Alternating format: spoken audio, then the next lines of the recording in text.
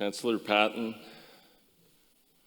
President Gertler, Acting Dean Levitt, distinguished platform party, family, friends, and most importantly, the class of 2024.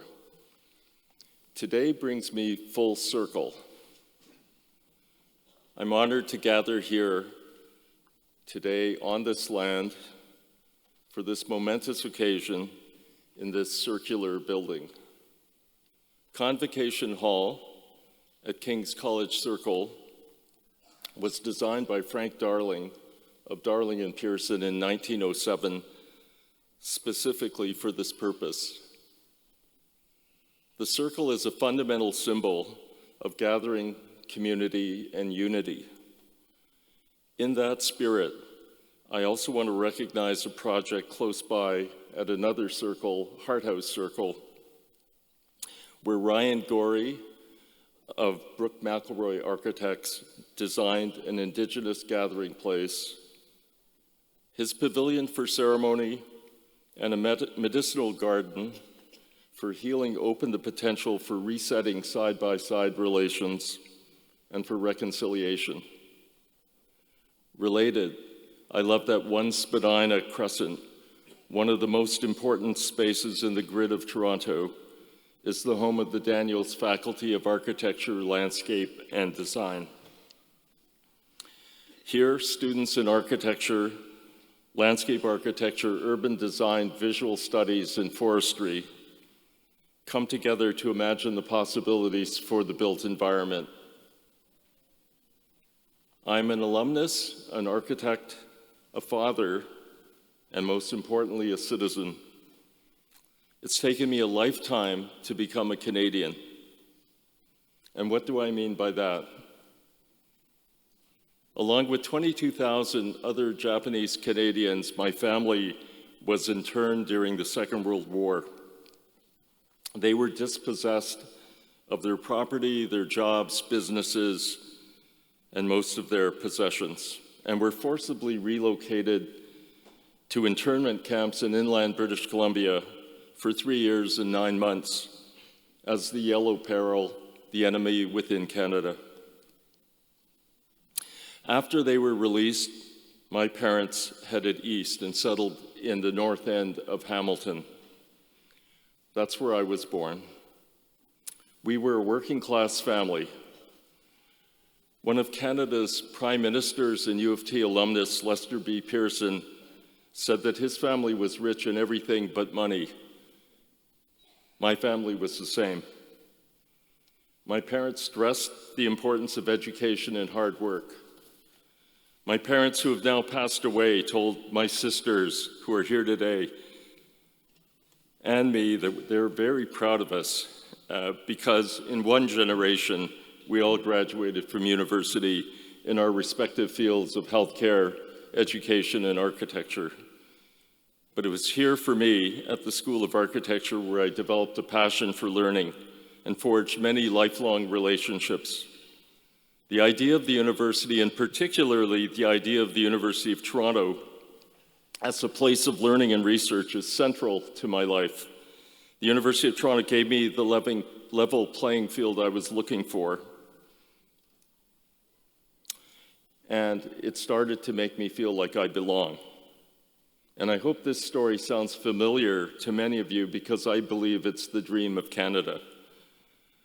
We need to sustain the idea of the university that supports discourse, democracy, and catalyzing outcomes.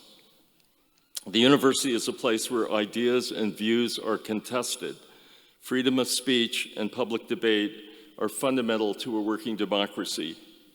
The University of Toronto was recently ranked #1 in the world against 1,400 universities and colleges for its sustainability performance, which measures environmental impact, social impact, and governance. This recognition shines a light on the vision, planning, research programs, infrastructure, buildings, and operational and daily practices at the U of T. My firm, KPMB Architects, one of my partners is here, Marianne McKenna.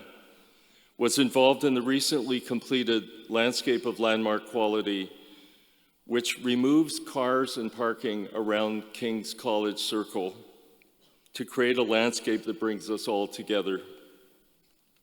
Under the central lawn is a large geothermal field that provides alternative renewable energy that serves multiple buildings around the circle.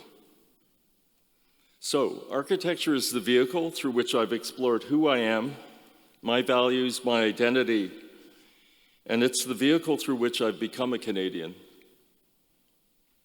I believe we have a collective responsibility as architects, landscape architects, urban designers, visual artists, and foresters to engage with the issues of our time. And we can only be contemporary. Your area of study will only be meaningful if it serves the needs of society. And this is where the individual disciplines intersect. Architecture and society, landscape architecture and society, urban design and society, visual studies and society, forestry and society, everything's connected. And I say to you that those of you who can connect technological innovation with deep social purpose, those of you who can connect the richness of your cultural backgrounds, values, and individual imaginations with those of your clients, collaborators, and institutions will become the leaders who make the world we want a just society, which is essential to democracy. I can only imagine how you feel today. Take a moment to look around the room, and you will see your peers for years to come. Today must feel tangibly invigorating as the culmination of a lot of hard work amidst the ongoing blur of virtual communication and information overload. A ceremony like this is about the premium of face-to-face experience, the human connection with family, friends, and community that is so important to your well-being and future. And this is the moment when you too are coming full circle, closing one loop and starting another. So I say to you, develop your natural intelligence while asking what you can do to enhance the lives of others. Keep working towards the world we want. Keep reminding yourself to move beyond what's good for me is all that counts. Keep thinking and acting in citizenship. Pluralism, the concept of plurality, is crucial to the future of Canadian society. Pluralism means respect for differences, staying open to others, welcoming new immigrants, and working together for a shared purpose, supporting civil society, making a better country and a kinder world. My father once said to me when I was young, he asked me if I wanted to be wealthy or healthy, and I said, wealthy. And he said, wrong. He said, because without your health, all the money you might have is not meaningful. And then he asked me if I wanted to be powerful or influential. And I said, influential. And he said, good choice.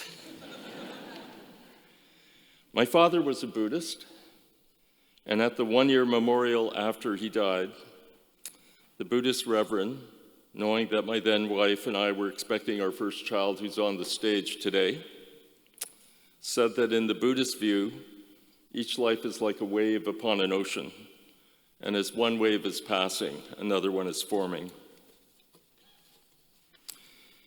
Every September while I was a student, I would go to King's College Circle, just outside the doors of the hall, and lie down in the middle of the lawn to look up at the moon and stars. This became my personal ceremony. I highly recommend it. My advice to you is to stay connected, and not just with your mobiles and social media. Stay connected with the land, nature, and the cosmos. Stay connected to your peers and friends. Make new circle of friends. Be generous and kind. Be humble. Be a genius of collaboration. Be grateful and find ways to give back.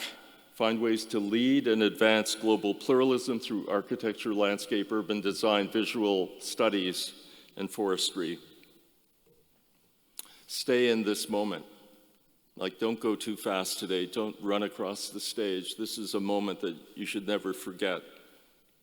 Live in the present. That's what Frank Gehry said when he received his honorary degree on this stage. Life is short. Live yours intentionally. Thank you so much. I'm deeply honored.